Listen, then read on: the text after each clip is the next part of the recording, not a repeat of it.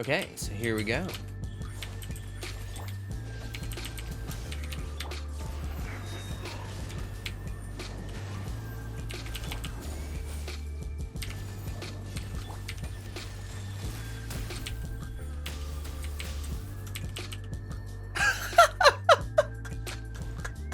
Interesting.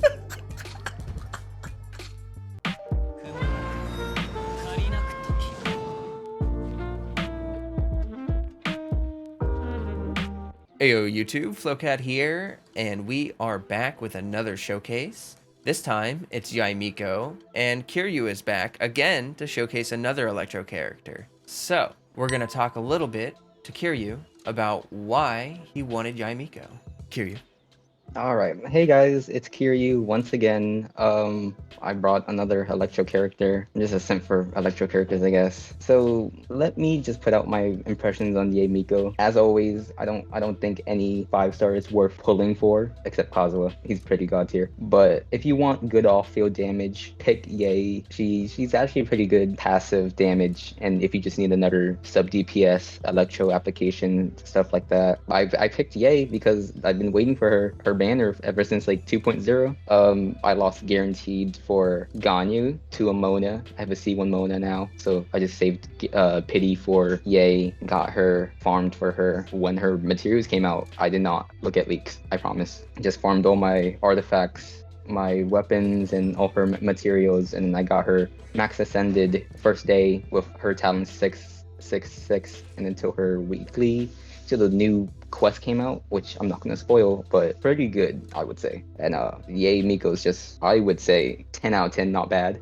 10 out of 10, not bad. I would agree with that. I think that she's a fantastic unit. Like, Albedo is a very good comparison, I would think, except that she can also enable, like, Electro from off-field. And we don't have, like, Fischl is really good at that, but Yae Miko is also fantastic at that. So I've been using her for that kind of use case, and it's great. I mean, the fact that she's not burst dependent is really nice. You can just fit her into a rotation with her ease, and then burst whenever you have it up. You don't have to worry about it, but you can if you want to optimize her damage, obviously. Yeah, I've been doing some theory crafting with some people in the server. I'm saying, like, it's not, you don't have to run EM on her. It's not needed. It's good to have as like extra. 2-piece Glad, 2-piece Shim is good enough. You don't need to do anything else. Everyone is saying that she's either good or she's bad. It's only been like a week since she got released, and it's like you have to give them more time to have quality testing on her to see whether she is good or bad or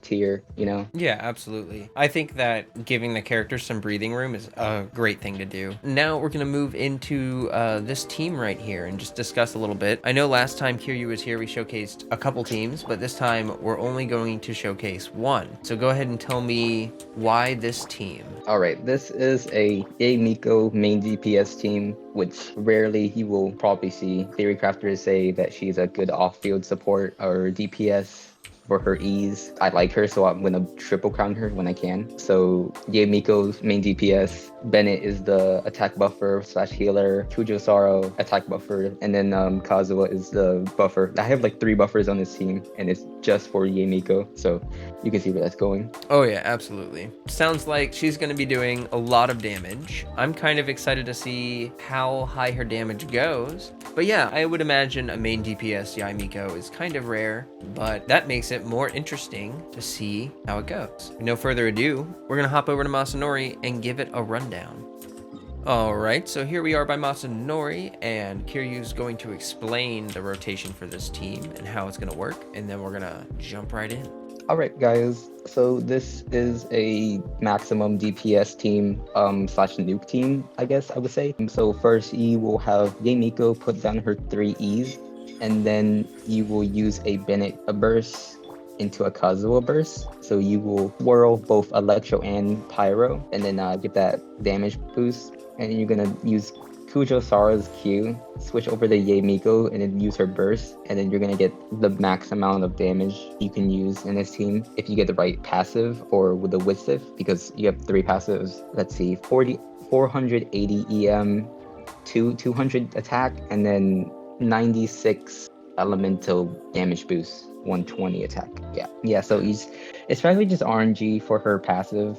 It doesn't really matter which one you get. It just preferred to have the attack or the elemental damage boost. Absolutely, and I just saw some testing today that said that the Oathsworn Eye on Yae Miko at a baseline, like the Widsith at a baseline with no passive, is as strong as the Oathsworn Eye, which means that when the buff is active, if you get the attack or the elemental damage buff, it is then 25% more damage than the Oathsworn Eye. So you can use the Oathsworn Eye as like a base comparison for damage and see that even if the passive is not effective, this is still a good stat stick for Yae Miko. Yeah, I was looking at that this afternoon as well, and it was a good eye opener for me using Yae. I looked at the artifact sets, and I looked at the weapons, and I was like, yeah, I would agree with that actually. Cool. Well, with no further ado, let's do the testing. All right, so here we go.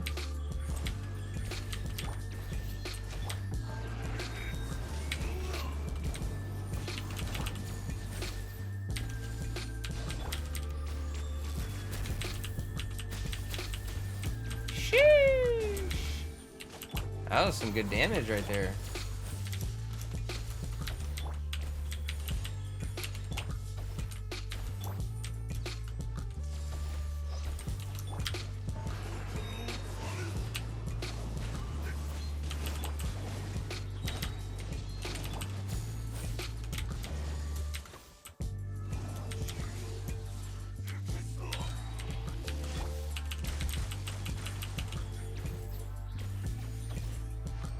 Oh, and I saw like a 21k from her E right at the end there. Nice. I mean, that was a pretty quick clear. There was some 50, 70, 70, 70 was that? I mean, that was kind of a lot of damage. And then you can see just from the rotations we were doing there, her burst is already almost up. So not too bad on the energy generation. I know that you have C1, but also we do have to keep in mind that your Yae Miko has very low ER. So if you were to able to bring up your ER by like 30%, I think you'd be pretty set with this build and this team. Yeah, I know it's all doing very good. And you have a number of different dodges. Like you can dodge with her skill, his skill, her skill. So also a very mobile team. Yeah, definitely. I think so. You can sprint with Yae Miko and then use an E and then sprint right after. So you have like 6 dashes, and it's like you don't have the dash cooldown, I would say, because you would be doing E's in between. So she's really good for exploration, in my opinion, too. Yeah, I've been noticing that as well. That if you're running around, you can sprint, dash, and then like you can just keep doing that over and over and over and over because, like you said, there's that cooldown. I think you have to time it a little better than I am. Like I think you have to sprint just a little bit between them, and then it just kind of makes her move a little bit faster. So yeah, I think this is a fantastic team. This is achievable for a lot of people. I mean, I know Kaza was a high demand unit. These 4 stars are possible to get for most people. So this is actually a very viable build for even like a free-to-play player. Yeah, and as I said in the beginning of the video, if you need an extra damage source, go for Yae. If you want another Electro character to apply Electro, get Yae. It's not really like she's god tier, but she's just filling in some of the roles that I think has been lacking in Genshin, like off-field, good damage off-field, stuff like that. No, absolutely. I agree. I was actually, one of the things that I was thinking about the most with Yae Miko is that like in a quick swap team, she just does damage consistently. So even like a good example would be this team. If you're doing burst, E, burst, like you're spending a lot of time not attacking, just preparing buffs. And during that time, she's actually just doing damage. You don't even have to proc damage on an enemy to proc her damage like Albedo. It's just like a consistent off-field damage, kind of like what you would get with Fischl, but you know, obviously with higher burst potential with her burst and all that great stuff. So I think she's a great unit in the game. I think that as time goes on, she's going to be a wonderful addition in many teams as an electro enabler and an off-field damage dealer. Yeah, and after this video, I'll probably be doing more testing for like different artifacts, different weapons, just seeing which one is the best for Yae Miko at this point because she's so new and I just want to maximize my damage with her because she's like my main DPS now. And I mean, those auto attack damages that we were seeing, those were very respectable. If you combine them with her her E damage, it makes her being on field like worth it. My Yae Miko, what I've been doing is I've just been testing out like Hakushin Ring and trying to turn her into like a little mini buffer, because she has to spend enough time on field putting her E's down that it will proc the Hakushin Ring buff before you swap off, which has been kind of nice. I've been testing her with Kokomi and Yoimiya and all sorts of things. Yeah, I think if you want to make Yae Miko like a buffer, I think Tenacity Limit Lift and then Hakushin Ring would be good. Even the new weapon with which increases ER after a skill. So if you want like a buffing Yae, you can go that route. Even in TC, it's like, oh, if you want a buffing Yae, you can do this. Or if you want a main DPS Yae, you can do this. You want to have a tower defense Yae, you can do. She's like really well rounded, I would say. Yeah. I think the great thing about her kit is that you can fit her in a number of different roles, and she's flexible like that. Like she's only been out for like a week, and we've already found like a couple, 2 or 3 different builds for her that would work, depending on like, you know, what you want to do with her. So for that reason, I think that actually adds to the value that she brings to your account. Just like depending on what you need, you can put her in for those different use cases. Yeah, definitely. All right, well, great showcase, Kiryu, and thank you for being here as always. Do you have things that you would like to tell our wonderful audience before we go? So I'll probably be spending the next 2 months grinding for her weekly boss mats because it's such a pain. It's so hard to beat, especially with co-op, because you have to do a lot of planning with them. The Discord server plugin here, hi, segue. Discord server is always like active. I help with TC. Like last time, I do TC sessions now. I help with like theory crafting. You need good teams. You need like an idea on how to do like energy recharge, how to build characters, what's wrong with your characters. I do that. I'm doing so much help for like the community, and I don't mind it. I really like helping other people. I hope I see some new people in the server so I can talk to them. The community is so nice. Once again, just go with the flow as always. Yes, go with the flow. I very much appreciate you doing all the theory crafting sessions in the Discord server, because my time is limited with account reviews and they just pile up so fast. It's really nice to have like a quick, easy access to someone who can answer your questions, help you build your units, you know, talk about teams with you. I think that's very welcomed and very helpful. I'm sure a lot of people appreciate that, and I hope people use that in our Discord server a little more often, because it would be nice to see people benefit from it more. Yeah, like it's just more personal, I guess, more insightful.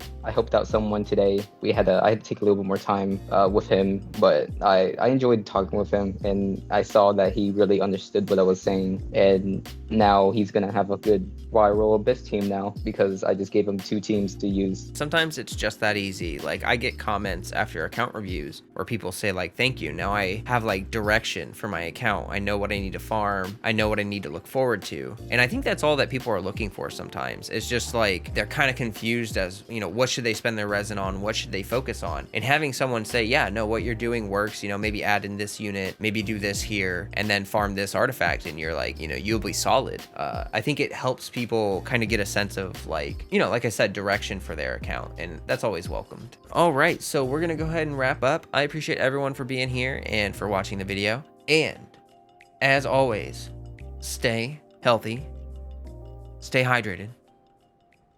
Peace, everybody. Peace out.